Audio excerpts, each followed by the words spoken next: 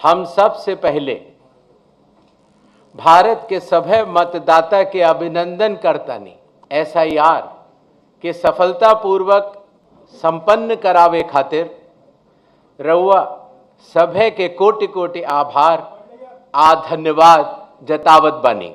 तो आज के बाद बिहार में हलचल और तेज हो जाएगी। जी हां, आज शाम 4 बजे चुनाव आयोग की प्रेस कॉन्फ्रेंस है, जिसमें बिहार में चुनाव की तारीखों का ऐलान हो जाएगा।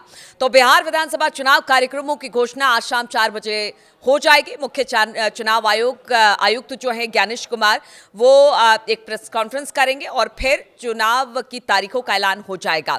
इससे पहले अगर पटना की बात की जाए तो 2 दिवसीय दौरे के बाद आयोजित प्रेस वार्ता में कल बिहार के लोगों से जो चुनाव आयुक्त थे, उन्होंने एक अपील की कि लोक आस्था के महापर्व छठ की तरह चुनाव को लोकतंत्र के महापर्व के रूप में उत्साहपूर्वक आप जरूर मनाएं, मतदान अवश्य करें। उन्होंने कहा कि 17वीं विधानसभा की जो कालावधि है वो 22 नवंबर तक समाप्त हो जाएगी और उससे पहले चुनाव संपन्न कराए जाएंगे। और आज इसी को लेकर शाम 4 बजे चुनाव आयोग एक प्रेस कॉन्फ्रेंस करने वाला है। देखिए, मुख्य चुनाव आयुक्त की बात की जाए तो मुख्य चुनाव आयुक्त ने प्रेस कॉन्फ्रेंस की शुरुआत भोजपुरी और मैथिली में की। कल जो पटना में प्रेस कॉन्फ्रेंस उन्होंने किया उसका जिक्र हम कर रहे हैं। उन्होंने सफल और एसआईआर के लिए बिहार के मतदाताओं का धन्यवाद भी दिया। उन्होंने कहा कि अब इसे पूरे देश में करवाएंगे। बिहार ने वैशाली से लोकतंत्र दिया है। बिहार चुनाव में लागू की जा रही है 17 नई पहल, पूरे देश के लिए एक मार्गदर्शक सिद्ध होगी। प्रेस कॉन्फ्रेंस में चुनाव आयुक्त ने डॉक्टर सुखबीर सिंह संधू और चुनाव आयुक्त डॉक्टर विवेक जोशी भी इसमें शामिल रहे। महानिदेशक मीडिया आशीष गोयल, बिहार के मुख्य निर्वाचन आयुक्त विनोद सिंह गुंजियाल सहित अन्य अधिकारी भी इस दौरान कल हमने देखा कि प्रेस कॉन्फ्रेंस में मौजूद रहे थे। अगर मतदाता सूची की बात की जाए तो उसको लेकर भारी बवाल पीछे देखने को मिला बिहार में कि किस तरह से एसआईआर कराने के मुद्दे पर आमने सामने थी सत्ता पक्ष और विपक्ष, तमाम तरह के आरोप भी लगे। अब मतदाता सूची के शुद्धिकरण को लेकर कल जब चुनाव आयोग ने प्रेस कॉन्फ्रेंस किया पटना में, तो ज्ञानेश कुमार ने कहा कि बिहार के 90,712 बीएलओ ने जिस समर्पण और दक्षता के साथ एसआईआर को अंजाम दिया, ये पूरे देश के लिए एक मिसाल है। बिहार की प्रशासनिक क्षमता और लोकतंत्र प्रतिबद्धता का उत्कृष्ट उदाहरण है।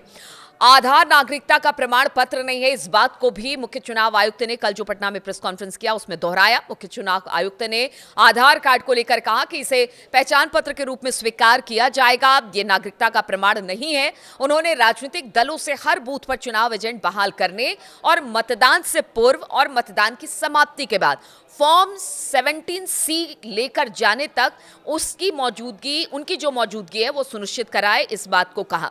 उन्होंने कहा कि लंबी लाइन ना लगे इसलिए एक बूथ पर वोटरों की संख्या 1200 कर दी गई है। और हम आपको बता दें कि ये तमाम जितने दल थे उनके साथ 2 दिनों तक चुनाव आयोग जो थे उनकी बैठक चली और उसके बाद जानने की कोशिश की गई कि बिहार में कैसे चुनाव हो, क्या कुछ हो। तो 2 दिनों तक जो बैठक हुई उसमें मुख्य चुनाव आयुक्त ने बताया कि 2 दिवसीय बिहार दौरे में पहले दिन राजनीतिक दलों के प्रतिनिधियों और प्रमंडलीय आयुक्त, आईजी, डीआईजी, जिला निर्वाचन पदाधिकारी, शहर जिलाधिकारी और पुलिस अधीक्षकों के साथ एक बैठक हुई। दूसरे दिन प्रवर्तन और सुरक्षा एजेंसियों के नोडल पदाधिकारी, बिहार के सीईओ के साथ बैठक की। फिर बिहार के मुख्य जो सचिव है, पुलिस महानिदेशक सहित वरीय अधिकारियों के साथ भी बैठक की।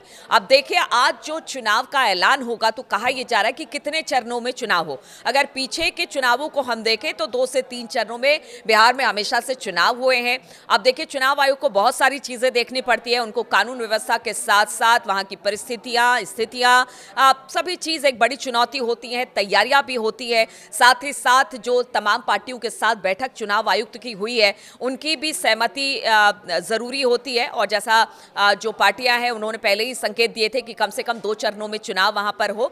अब देखना होगा कि आज जब तारीखों का ऐलान होगा तो कितने चरणों में चुनाव होता है, 2 या 3 चरणों में चुनाव होता है, कैसे कैसे कितना गैप होगा, क्या होगा, ये सभी आज पूरी तरह से क्लियर हो जाएगा। बिहार विधानसभा चुनाव की तारीखों से आज पर्दा उठ जाएगा, क्योंकि आज एक बड़ा ऐलान होने जा रहा है, बिहार विधानसभा की तारीखों का ऐलान। और इसके बाद जबरदस्त घमासान बिहार में देखने को मिलेगा।